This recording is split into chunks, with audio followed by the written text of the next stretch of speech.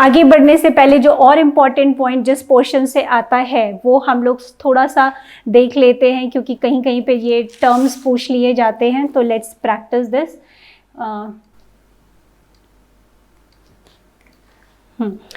तो सबसे पहली बात आप लोग ये जानते हैं कि जो कोलेजन है कहाँ पाई जाती है, एक्स्ट्रा सेलुलर मैट्रिक्स, यानी सेल के बाहर उसको जाना है।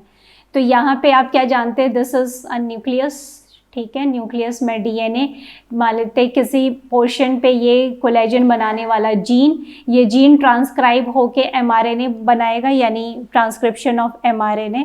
और लगभग ये एक और पॉइंट कि लगभग 34 जीन्स जो हैं वो, मतलब the 34 genes are basically associated with the formation of collagen, ठीक है।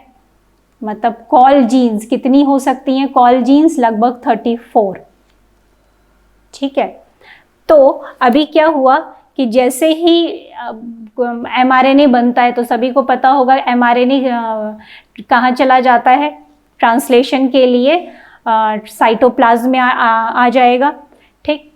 तो कहने का सेंस ये है कि, और यहाँ पे क्या होता है, दिस इज, सभी को पता है ये ईआर, एंडोप्लाज्मिक रेटिकुलम। तो ये जो ये क्या था, ये मैसेंजर आरएनए है, ठीक है। और इसके बाद मैं इससे ले लेती हूँ, हाँ, ये मैसेंजर आरएनए है, और इस पे आके क्या हो जाते हैं, राइबोसोम होंगे। तो ये जो राइबोसोम आया, अब ये क्यों आया है, क्योंकि अब फर्दर क्या बनना है, प्रोटीन ट्रांसलेट होगी। तो ये जीन कौन सा था, कॉल जीन। तो ये कॉल जीन बनाएगा क्या, अल्फा चेन बनाएगा।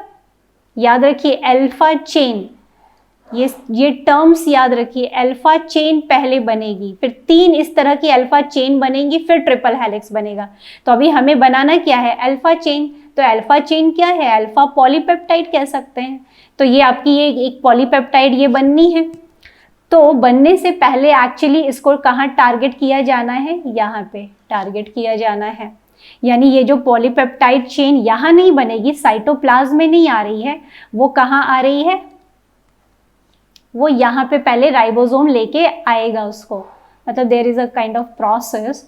तो ये जो प्रोसेस है यहाँ पे बेसिकली इसके इनिशियल एंड टर्मिनल साइड पे कुछ सिग्नल सीक्वेंस प्रेजेंट होते हैं।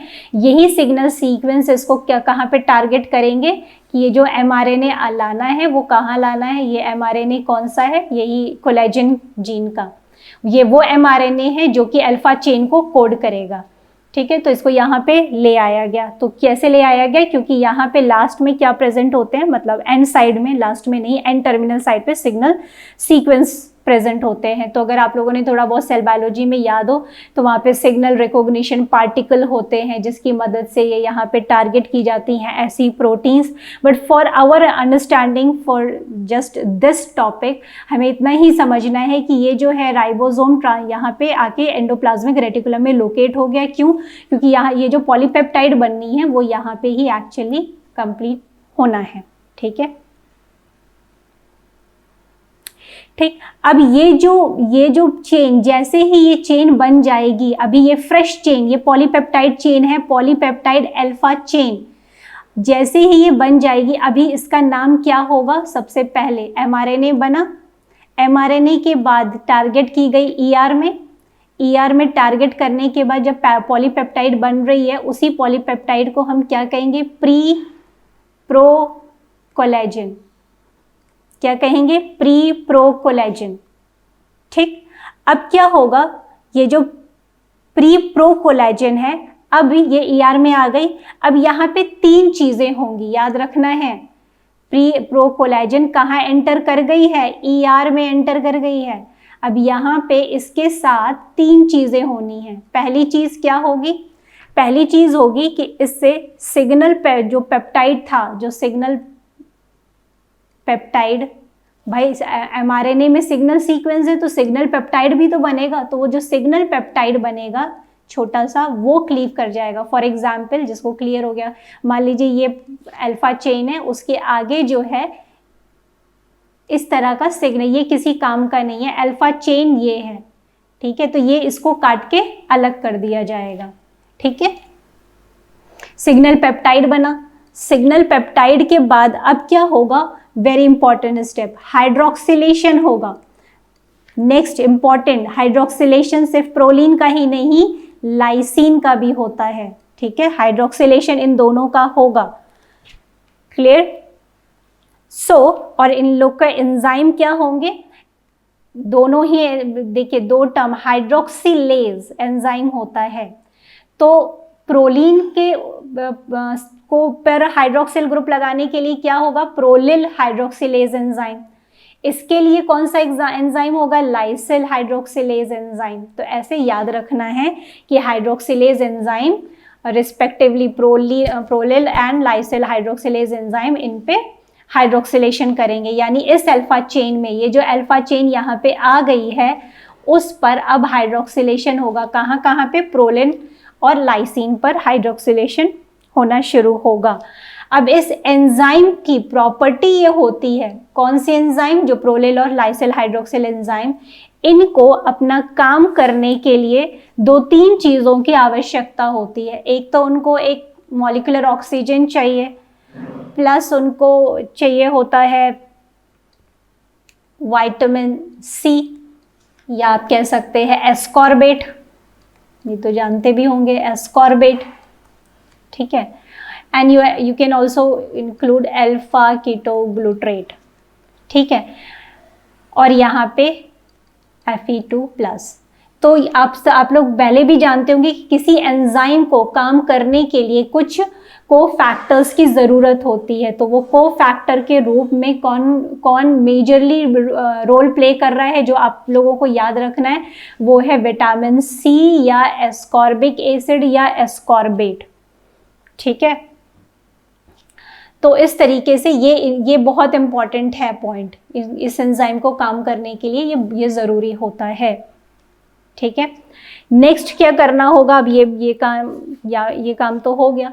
तीसरा स्टेप जो होता है, ये ध्यान में रखना है, ग्लाइकोसाइलेशन होता है, ग्लाइकोसाइलेशन। ग्लाइकोसाइलेशन जो होता है वो, भाई ग्लाइकोसाइलेशन का मतलब क्या होता है, एडिशन ऑफ ग्लूकोज और galactose monomer on to the hydroxyl group. Hydroxyl group जो लगाया गया है, हाइड्रोक्सिल ग्रुप जो लगाया गया है, अब इस हाइड्रोक्सिल ग्रुप पे या तो ग्लूकोज ऐड हो या तो गैलेक्टोज ऐड हो, ये दोनों में से कोई ऐड होगा। इसी प्रोसेस को हम क्या कहते हैं, ग्लाइकोसाइलेशन। अब यहाँ पे इम्पॉर्टेंट बात आप लोगों को क्या याद रखनी है कि ये जो ग्लाइकोसाइलेशन होगा वो लाइसीन से जुड़े हुए OH ग्रुप का ही होगा, यानी प्रोलिल का हाइड्रोक्सिलेशन नहीं हो, सॉरी ग्लाइकोसाइलेशन नहीं होने वाला, ठीक है, यानी हाइड्रोक्सी प्रोलीन का ग्लाइकोसाइलेशन नहीं होगा, हाइड्रोक्सिल लाइसिन का होगा, क्योंकि हाइड्रोक्सिल ग्रुप लगने के बाद क्या प्रोलीन हो जाता है, हाइड्रोक्सी प्रोलीन, ठीक है। तो ग्लाइकोसाइलेशन इसका होगा।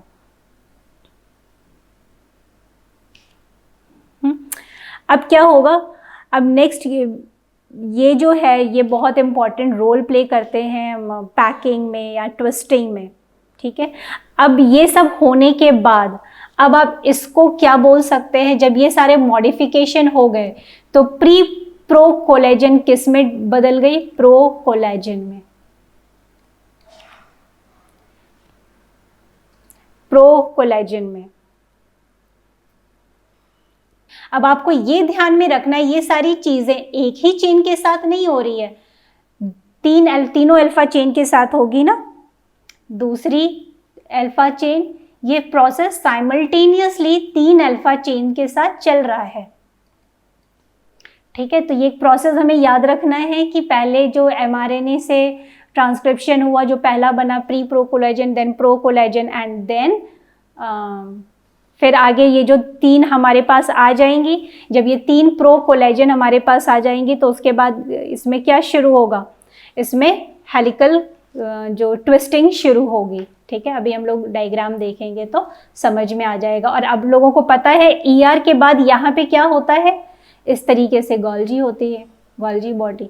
तो कुछ मॉडिफिकेशंस यहाँ भी होते हैं, ठीक है, जैसे पैकिंग, सेक्रेटरी वेसिकल्स में ऐड होना, राइट, और फिर यहाँ से फिर सीधे कहाँ भेजना है, इसको यहाँ भेजना, एक्स्ट्रा सेल्यूलर मैट्रिक्स में कोलेजन को आना है। ठीक, इसी डायग्राम को थोड़ा अगर आप लोगों को क्लियर हो रहा हो तो आप देखें, ये सब प्रोसेस देख लीजिए। देखिए सबसे पहले क्या बना, synthesis of pro alpha chain, this is pro alpha chain हुई। ये क्या दिखाया जा रहा है आपको, ये दिखाया जा रहा है ER, ठीक है, एंडोप्लाज्मिक रेटिकुलम। तो आपको यहाँ पे थोड़ा सा अपना इमेजिनेशन पॉइंट ऑफ व्यू ज़्यादा बड़ा करना है, विजुअलाइजेशन करना है कि जैसे अभी हम लोगों ने देखा कि हाँ ये है और उसके बाद यहाँ पे अल्फा चेन, अरे सॉरी mRNA आया, mRNA ER में डायरेक्ट कर दिया गया। ठीक, अब यहाँ पे जो है प्रो अल्फा चेन भाई बन गई। उसके बाद यहाँ पे ये क्या हो रहा है, hydroxylation of selected proline and lysine. तो हम लोग ये देख चुके हैं कि क्या होगा कि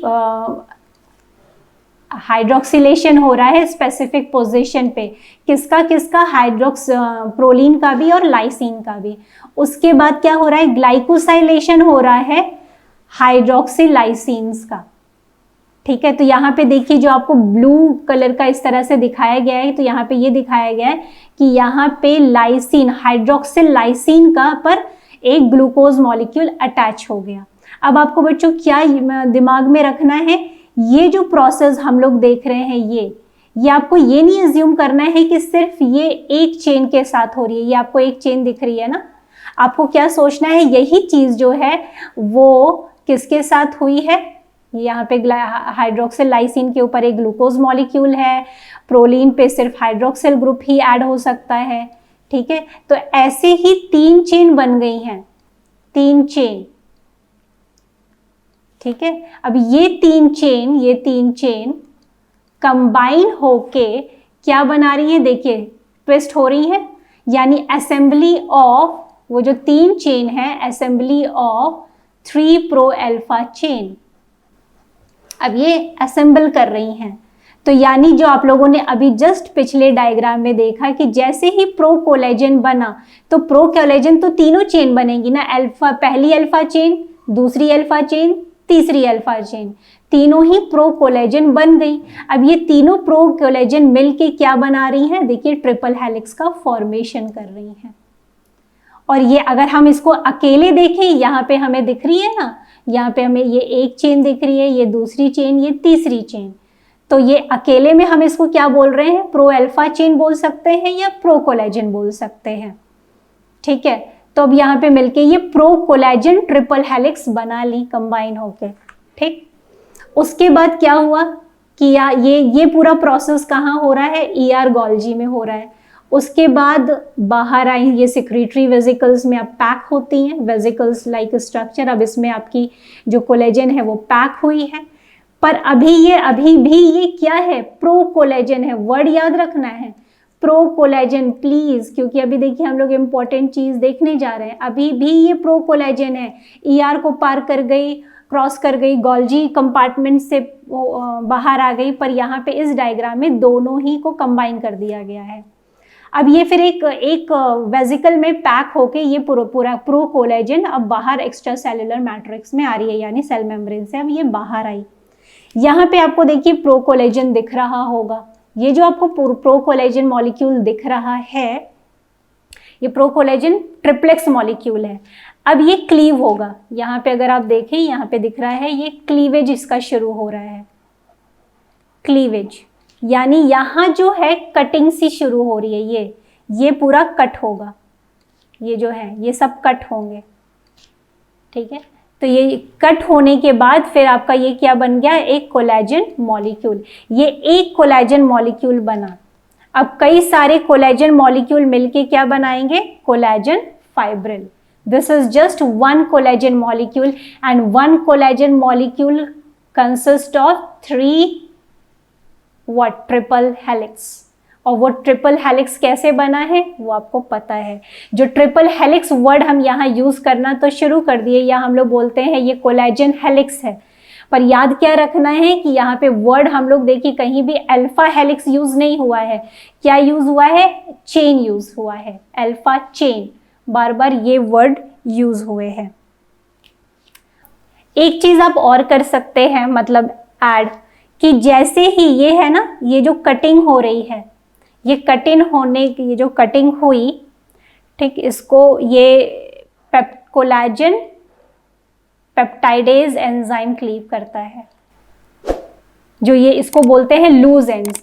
ये जो लूज एंड्स हैं इनको क्लीव कर दिया जाता है, इनको क्लीव कर दिया गया। और यहाँ पे हम इसको ट्रोपोकोलेजन भी वर्ड यूज कर सकते हैं जब ये हम लोग क्लीव करते हैं, मतलब प्रो कोलेजन कैन ऑल्सो, जब वो पेप्टाइड से क्लीव हो गई तो अब हम इसको क्या बोल सकते हैं, ट्रोपोकोलेजन मॉलिक्यूल। ठीक, फाइनली ये हम लोगों की पूरी सिंथेसिस हो गई है। और यहाँ पे आप देख रहे हैं कोलेजन फाइब्रिल्स जो है, देखिए एक कोलेजन मॉलिक्यूल जो है कई सारे कोलेजन मॉलिक्यूल जुड़ के क्या बना रहे हैं, कोलेजन फाइब्रिल, ठीक, विच इज 10 to 300 नैनोमीटर। मैं बोल दे रही हूँ, शायद क्लियर ना हो, 10 to 300 नैनोमीटर। फिर कई सारे कोलेजन फाइब्रिल्स मिलके कोलेजन फाइबर बनाते हैं।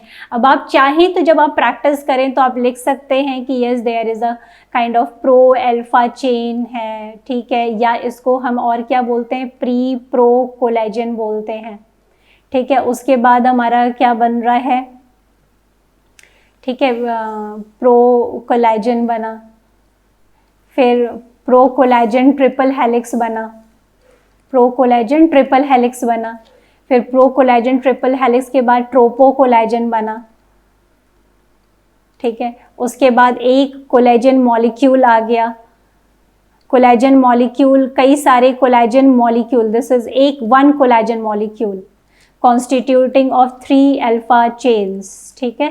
और ये कई सारे कोलेजन जो हैं वो बनाते हैं क्या, कोलेजन फाइब्रिल।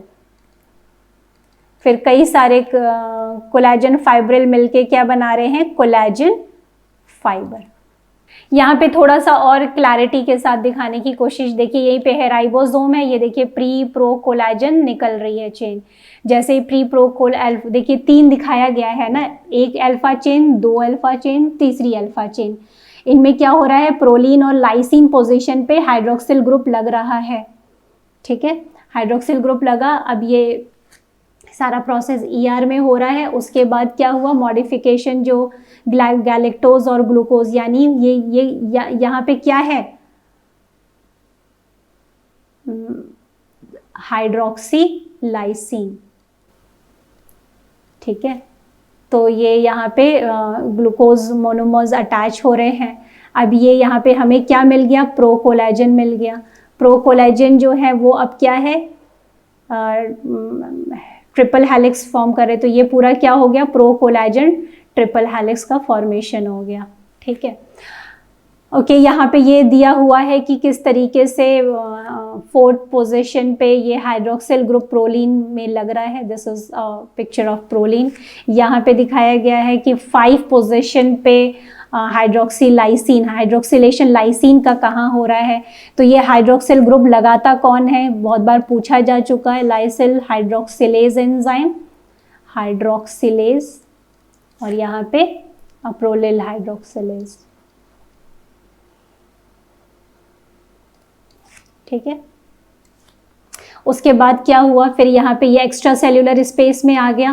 तो जैसे ही एक्स्ट्रा सेल्यूलर स्पेस में आया तो यहाँ पे क्या हुआ, कोलेजन, यहाँ पे देख रही, जहाँ जहाँ लूज एसोसिएशन था हेलिक्स का कॉर्नर पे, उसको काट के निकाल दिया गया, दोनों ही N और C टर्मिनल, किस एंजाइम से, पेप्टाइडेजेस एंजाइम से। अब इस हेलिक्स को, इस पूरे कंपोनेंट को हम क्या कह रहे हैं, ट्रोपोकोलेजन, ठीक है। अब ये ट्रोपोकोलेजन जो है फिर जब कटिंग वटिंग हो गई, किस में कन्वर्ट हो गया, कोलेजन मॉलिक्यूल पे, ये देखिए कोलेजन मॉलिक्यूल, ये कन्वर्ट हो गया। अब यहाँ पे क्या होता है कि बेसिकली यहाँ पे क्रॉस लिंकिंग शुरू होती है, देख रहे हैं। अब बच्चों यहाँ पे आप लोगों को बस थोड़ी सी चीज़ और समझ लेनी है कि यहाँ पे आप देखिए,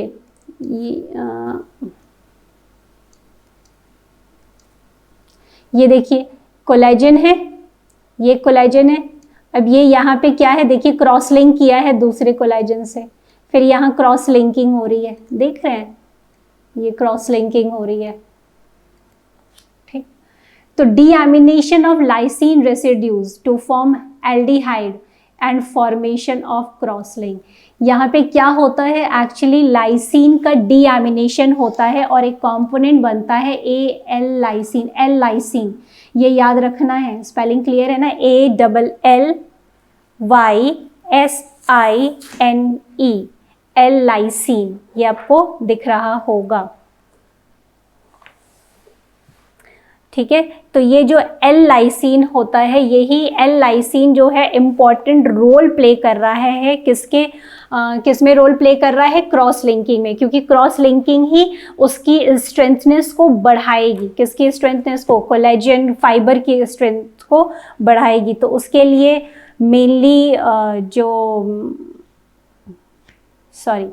तो उसके लिए मेनली रिस्पॉन्सिबल क्या होते हैं, जैसे फॉर एग्जांपल आप ऐसे देख सकते हैं कि जैसे लाइसिन है, दिस इज लाइसिन, ठीक है, तो लाइसिन जो है वो डीएमिनेट होके क्या बना सकता है, एल लाइसिन।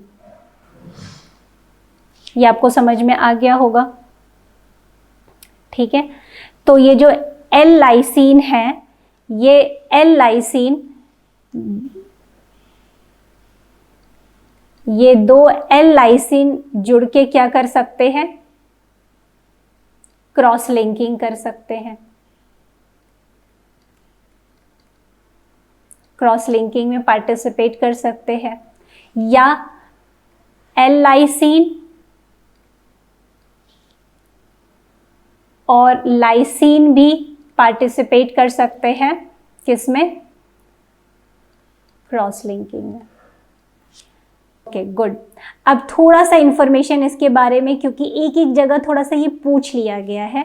तो एल लाइसिन एक्चुअली में क्या होता है, इसको ऐसे क्यों बोल रहे हैं, ये एल्डिहाइड लाइसिन है, एल्डिहाइड लाइसिन, बहुत जितना सिंप्लीफाई हो सकता है, ये एल्डिहाइड लाइसिन है। तो ये जो एल्डिहाइड लाइसिन है, तो ये कहाँ किससे बना है, ऑब्वियसली लाइसिन से ही बना है। लाइसिन से क्या हो गया है, वही डीएमिनेशन हो गया है, एमिनो ग्रुप हट गया है, और क्या है, मॉलिक्यूलर ऑक्सीजन और ये सब के एक रिएक्शन की मदद से ये एल्डिहाइड लाइसिन यानी कि एल लाइसिन बनाया गया। ठीक, इसको बनाने में जो एंजाइम पार्टिसिपेट किया उसका नाम क्या है, उसका नाम बहुत बहुत इंपॉर्टेंट है, उसका नाम क्या है, मोनो ऑक्सीजनेज लाइसिल ऑक्सीडेज।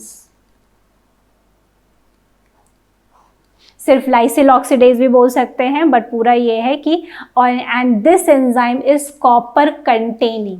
अब आपको क्या पता चल गया, जो प्रोलिल हाइड्रोक्सिलेज को काम करने के लिए कौन सा कंपोनेंट चाहिए था, फेरस, है ना, Fe2+। यहाँ पे क्या है, ये इसको कौन सा कंपोनेंट चाहिए, metal cofactor, which is copper.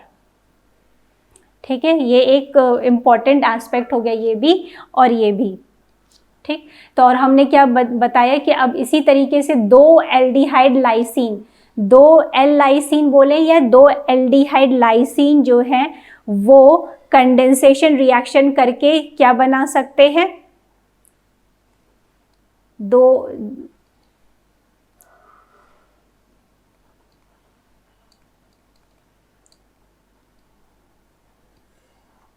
ठीक है, कंडेंसेशन रिएक्शन करके ये कंपोनेंट बना सकते हैं और क्रॉस लिंकिंग में मदद कर सकते हैं। Very good.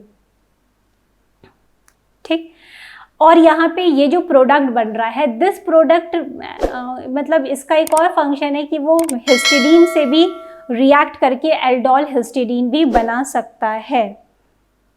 ठीक है, तो ये वो सब भी क्या करते हैं, हाइड्रोक्सिल मतलब क्रॉस लिंकिंग में मदद करते हैं। तो अब आप लोगों ने देख लिया कि किस तरीके से ये जो चीज़ें हैं हर स्टेप जो है सिंथेसिस में कहाँ पे किस जगह पे प्रोलिन। अब अगर हम आपसे पूछें कि प्रोलीन और लाइसिन का हाइड्रोक्सिलेशन कौन एंजाइम करता है, तो प्रोलिल और लाइसिल आप बोलेंगे। कहाँ किस जगह पे होता है, कौन से कंपार्टमेंट, तो आप क्या बोलेंगे, वो एंडोप्लाज्मिक रेटिकुलम में होता है। ग्लूकोज जो ऐड हो रहा है यानी ग्लाइकोसाइलेशन का प्रोसेस आप कहाँ बताएंगे, कहाँ हो रहा है, गोल्जी कंपार्टमेंट में। उसके बाद जो ट्रोपोकोलाजन कहाँ बन रही है, एक्स्ट्रा सेल्यूलर स्पेस में। तो अगर आप देखें कंपार्टमेंट वाइज क्वेश्चन भी अराइज हो सकता है। फिर मेजर क्वेश्चन हो जाता है जब कोलेजन, एक कोलेजन मॉलिक्यूल, देखिए ये सिर्फ एक कोलेजन मॉलिक्यूल है, ये जो बना फाइनली एक कोलेजन मॉलिक्यूल। अब वो कई कोलेजन मॉलिक्यूल बन के फिर उनको बनाना क्या है, कोलेजन फाइब्रिल बनाना है। तो कोलेजन फाइब्रिल में बनने के लिए सब कोलेजन मॉलिक्यूल को आपस में जुड़ना पड़ेगा, उसके लिए क्रॉस लिंकिंग की ज़रूरत होगी। तो क्रॉस लिंकिंग के लिए कौन एंजाइम आ गया, लाइसिल ऑक्सीडेज। तो every step is literally very very important कि किस फैशन में क्या चीज़ें हो रही हैं है ये सब। हाँ, अब यहाँ पे जैसा आप देखना चाहते हैं तो आप देख भी सकते हैं। देखिए 2 लाइसिन थे, अरे लाइसिन क्या बना रहा है, डीएमिनेशन के बाद क्या बनाया, एल लाइसिन, एल्डिहाइड लाइसिन बनाया। एल्डिहाइड लाइसिन के बाद क्या हो रहा है, या तो 2 एल लाइसिन मिलके एल्डोल डिहाइड्रेटेड वही एल्डोल बना सकते हैं, एल्डोल लाइसिन, जिस और क्रॉस लिंकिंग में वो हेल्प करेगा। या एक एल लाइसिन लाइसिन के साथ मिलके फिर क्या बना, इसको हाँ हाइड्रोजनेटेड एल्डिमीन बोलते हैं। ठीक है, ये भी इम्पॉर्टेंट टर्म है, आप इसको कह सकते हैं क्योंकि इमीन बॉन्ड है, इसके बेस कहा जाता है। तो ये भी क्रॉस लिंकिंग में इस तरीके से रिस्पॉन्सिबल है। ठीक, अब बहुत इम्पॉर्टेंट जिस पे ऑलमोस्ट कभी ना कभी क्वेश्चंस पूछे ही गए हैं, अगर डायरेक्टली पूछा जाए, अगर पूछा जाता है बच्चों से कि स्कर्वी के लिए कौन रिस्पॉन्सिबल है, तो बोलते हैं डेफिशिएंसी ऑफ विटामिन सी। पर यहाँ पे अब आपके पास कॉन्सेप्ट है, क्या कॉन्सेप्ट है कि अगर डेफिशिएंसी होगी विटामिन सी की तो कौन सा एंजाइम ठीक से काम नहीं कर पाएगा, प्रोलिल हाइड्रोक्सिलेज एंजाइम काम अच्छे से नहीं करेगा, या और लाइसिल हाइड्रोक्सिलेज एंजाइम काम नहीं करेगा। जब ये काम नहीं, क्योंकि इस एंजाइम को इस कोफैक्टर की ज़रूरत होती है, ये एंजाइम काम नहीं करेगा तो ना हाइड्रोक्सिलेशन प्रोलीन का हो पाएगा, ना हाइड्रोक्सिलेशन लाइसिन का हो पाएगा, और दोनों ही क्या है, ज़रूरी है। ठीक है, ये ज़रूरी होते हैं भाई। तो अब ये हो नहीं पाएगा, जब ये हो नहीं पाएगा तो क्या मजबूती से ट्रोपोकोलेजन बनेगा, ट्रोपोकोलेजन वो बनेगा नहीं, उससे फिर कोलेजन भी वीक बनेगा। जब कोलेजन वीक बनेगा तो क्या होगा, क्योंकि उन लोगों में फिर क्रॉस लिंकिंग ही नहीं हो पाएगी। जब क्रॉस लिंकिंग नहीं हो पाएंगी तो पता चला जो टिश्यू है एक दूसरे के ऊपर रगड़ रहे हैं, राइट, और जिसकी वजह से क्या होगा, टिश्यू डैमेज होंगे, और आप देखते हैं तमाम तरह की जैसे ब्लीडिंग एंड ऑल दो स्टफ जो, राइट, ये सारी चीज़ें देखने को मिलती हैं। क्लियर? तो ये पूरा, अब इस चीज़ से कहीं से भी क्वेश्चन अराइज हो सकता है, क्यों हो रहा है, ये क्यों हो रहा है, और तमाम चीज़ें जो है। ठीक है, तो आई थिंक ये क्लियर हो गया होगा। अब नेक्स्ट है एह्लर्स-डानलोस सिंड्रोम। ये जो है एक्चुअली इसको एक और टर्म दिया जाता है, क्यूटिस हाइपर इलास्टिका। ठीक है, ये एक तरह से इनहेरिटेड कनेक्टिव टिश्यू डिसऑर्डर होता है, जो कि बेसिकली टाइप फर्स्ट, टाइप मैंने आगे भी बताया था, टाइप फर्स्ट या टाइप थर्ड कोलेजन में डेफिशिएंसी मतलब प्रॉब्लम की वजह से होता है, कोई भी डिफेक्ट आ जाता है तो उसकी वजह से होता है। तो अब क्या होता है कि जो कनेक्टिव टिश्यूज़ होती हैं वो प्रॉपरली अरेंज नहीं होती, तो जिसकी वजह से अगर आप देखें ना, ऐसे सिंड्रोमिक पर्सन को अगर आप देखें तो वो पूरा अपना उंगलियां बिल्कुल, जो फिंगर्स हैं बिल्कुल टिल्ट कर सकते हैं, पूरा जैसे मतलब पूरा अपनी जो उनकी स्किन टिश्यूज़ हैं, स्किन को भी देखेंगे तो वो बहुत, आप उसको खींचेंगे तो एकदम जैसे लगेगा इलास्टिक की तरह जो वो स्किन है वो बाहर निकलती जा रही है, तो मतलब बहुत लूजनिंग हो जाती है। ठीक है, तो ये एक तरीके से मेजर डिफॉर्मेशन हो जाता है। ठीक है, यानी कि उनमें इलास्टिसिटी बहुत ज़्यादा हो जाती है, जैसे हैंड कहीं भी जैसे अपना रिस्ट मोड़ रहे हैं, फिंगर्स मोड़ रहे हैं, थंब मोड़ रहे हैं, तो पूरा आसानी से वो पूरा ट्विस्ट होता चला जा रहा है।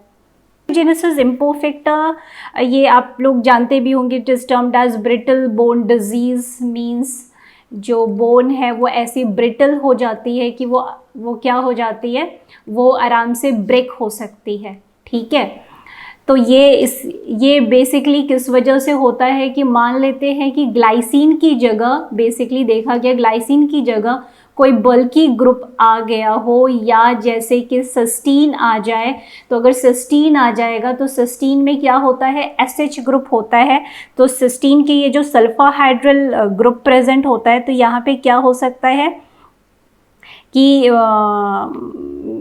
बेसिकली सिस्टीन में हाइड्रोक्सिलेशन जैसा इवेंट जो है वो, हाइड्रोक्सिलेशन और ग्लाइकोसाइलेशन जैसा इवेंट जो है वो बहुत आसानी से होने लगेगा। तो यहाँ पे हमें बहुत ज़्यादा हाइड्रोक्सिलेशन और ग्लाइकोसाइलेशन देखने को मिलता है, और जिसके बाद जो है प्रॉब्लम ज़्यादा बढ़ जाती है। ठीक है, क्योंकि ट्रिपल हेलिक्स फॉर्मेशन में फिर प्रॉब्लम होने लगेगी, क्योंकि हम लोग जानते हैं कि collagen is a kind of triple helix, right. तो उसमें प्रॉब्लम होती है, जिसकी वजह से क्या हो सकता है, डिफेक्टिव कोलेजन बनेगा, और ये जो डिफेक्टिव कोलेजन है वो क्या कॉज कर सकता है, ऑस्टियोजेनेसिस इम्परफेक्टा, राइट। उसी तरीके से एक है मेंकीज डिजीज, जिसको MNK शॉर्ट में कहते हैं, या मेंकीज सिंड्रोम कहते हैं, या कॉपर ट्रांसपोर्ट डिजीज भी बोला जाता है। ठीक है, इसमें क्या होता है कि kind of steely hairs develop हो जाते हैं, स्टीली हेयर्स, बहुत rough and tough type, right. तो इसको मेंकीज किंकी हेयर सिंड्रोम भी कहते हैं। तो कहने का सेंस ये है, कॉपर वर्ड आ गया, that means this disease is related to copper deficiency.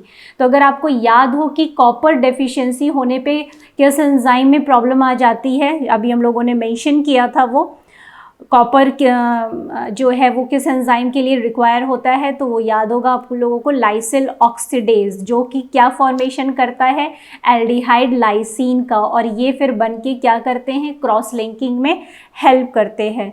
तो ये भाई ये प्रोसेस नहीं हो पाएगा, तो इसकी वजह से ये जो है जो डिजीज़ है वो डेवलप होती है। तो आप लोगों को बेसिकली क्या याद रखना है, कॉपर एंड लाइसिल ऑक्सीडेज। तो आराम से आप इस चीज़ को लिंक अप कर पाएंगे।